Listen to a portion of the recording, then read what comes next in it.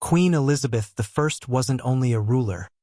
She was the embodiment of power, myth, and spectacle. To her subjects, she was Gloriana, the Virgin Queen, a monarch who had risen above the chaos of her father's turbulent reign and carved out an image of strength and divinity. She defeated the mighty Spanish Armada, steered England toward becoming a Protestant empire, and became a living legend draped in pearls, lace, and silk.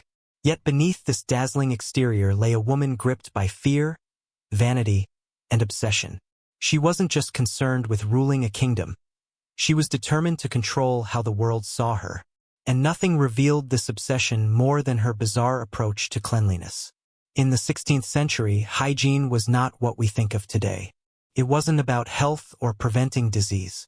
It was about appearances. Elizabeth understood this better than anyone.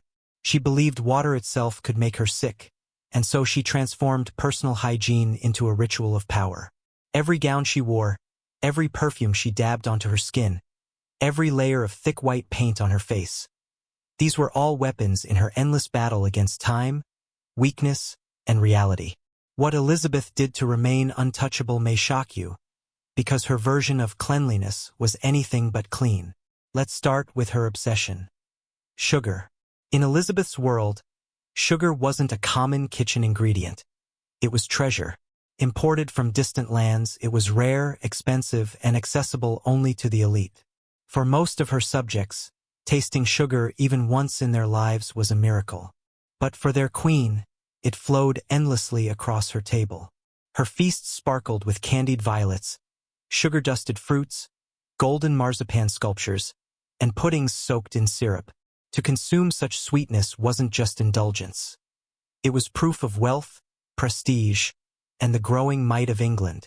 But the cost of this obsession was written on her face. Dental care in Elizabeth's time was crude, often nothing more than rubbing twigs, cloths, or powders made from ashes and eggshells across the teeth. The queen, however, had her own recipe, a paste of herbs and, unbelievably, sugar. The very substance that was rotting her teeth was what she trusted to keep them clean. Combined with abrasive powders, her enamel wore away, her gums inflamed, and her teeth turned black. Foreign ambassadors whispered about her foul breath, and her speech grew slurred as decay left her with gaps in her once proud smile. Yet even this became fashion. Elizabeth refused extractions, terrified of the pain. One loyal courtier even had a tooth pulled in front of her, screaming in agony to prove survival, but she remained unmoved. And in a strange twist of courtly loyalty, noble women began darkening their own teeth with soot and charcoal. If the queen's mouth was black, then blackness became a symbol of elegance and privilege. What was once a sign of disease transformed into a badge of beauty. Such was the power of royalty. Even decay could be turned into desire. If sugar was destroying her mouth, her approach to bathing was just as disastrous. "I bathe once a month, whether I need it or not." This statement has long been attributed to Elizabeth. Whether she truly said it or not, the sentiment reflects how people in her age viewed water. Bathing was considered dangerous. Many believed that water opened the pores to invisible poisons known as miasma, foul airs thought to spread plague and death. To immerse the body was to invite sickness, and so Elizabeth avoided it. Instead, she created her own ritual of cleanliness. She changed her linen underclothes or shifts several times a day. The belief was that fine linen absorbed sweat, dirt, and impurities, leaving the skin pure.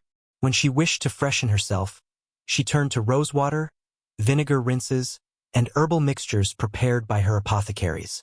Servants carefully dabbed these onto her skin with cloths, never washing with soap and water, but blotting, patting, and perfuming. A true bath, when it happened, was a royal event. Wooden tubs had to be dragged into her chambers, dozens of buckets of water heated over fires, and a team of servants orchestrated to fill and stir the bath. It was time-consuming, exhausting, and intimate. For Elizabeth, who prized control and appearance above all else, such vulnerability was unacceptable. Far safer, far easier, to live within a cloud of perfume, to change gowns and gloves frequently, and to let the illusion of cleanliness mask the truth. An illusion was her greatest weapon. Look at any portrait of Elizabeth and you see her most famous mask. The white, unblemished face. Smooth, pale, untouched by age. But this wasn't skin, it was paint. Elizabeth's makeup of choice was Venetian ceruse, a mixture of white lead and vinegar. Spread across her cheeks, it created a dazzlingly pale surface that reflected candlelight like porcelain. But beneath the glow, it was poison. The lead seeped into her skin, causing rashes, sores, and scars. The more her skin suffered, the more makeup she applied. Each layer hid the damage but deepened the wounds, until her face was less flesh than painted plaster. Her lips, too, bore the mark of poison. She colored them with cinnabar, a red pigment laced with mercury. Over years, it weakened her body, clouded her memory, and made her hands tremble. But she refused to stop. Her face was not her own, it was England's. She could not allow time, illness, or weakness to show. Artists were ordered to follow face patterns, stylized templates that preserved her as eternally youthful, even as her body withered. She banned mirrors from her chambers, unwilling to confront the truth. In candlelight, in paint, and in memory, she would remain forever untouchable. To hold this illusion together, she surrounded herself with scents. Rosewater and lavender, oils and vinegars, pomanders filled with herbs, all were tools in her arsenal. She drifted through her palaces like a walking bouquet, her very presence masking the stink of a world without plumbing or sanitation. Perfumed gloves, scented handkerchiefs, powdered wigs. Every detail reinforced the idea that she was something more than human. Even when her own body betrayed her, Elizabeth would not allow the world to see it.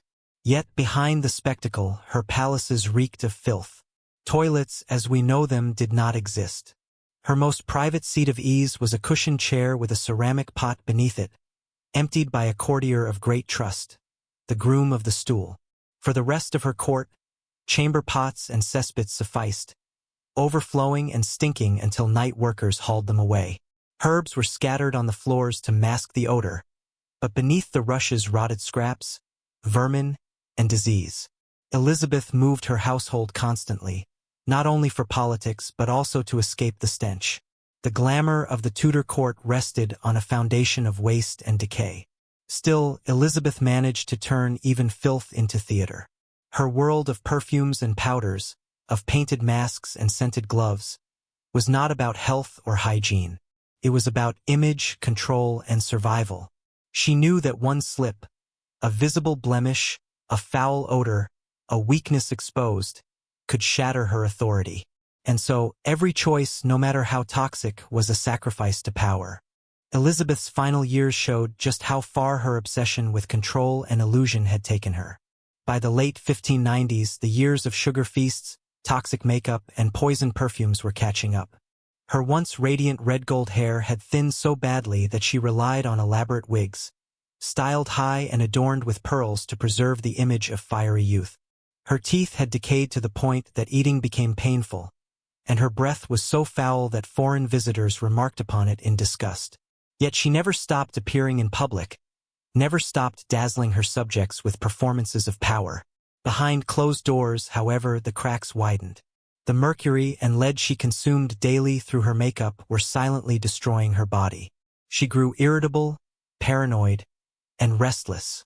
Court whispers spoke of her pacing the corridors late at night, refusing to sleep, muttering to herself as though haunted by the ghosts of those she had executed and the rivals she had destroyed. Her body was failing, but her mind clung desperately to the role she had spent her life playing, the eternal Virgin Queen. In 1603, death finally came. Elizabeth resisted it with the same stubbornness she had shown all her life. When attendants placed cushions on the floor so she could rest, she refused to lie down, insisting that monarchs did not die in bed. She stood or sat upright for hours, silent, wrapped in the heavy, perfumed gowns that had once made her untouchable. She had no heir, no children, and no partner. Only her crown, her power, and her legend.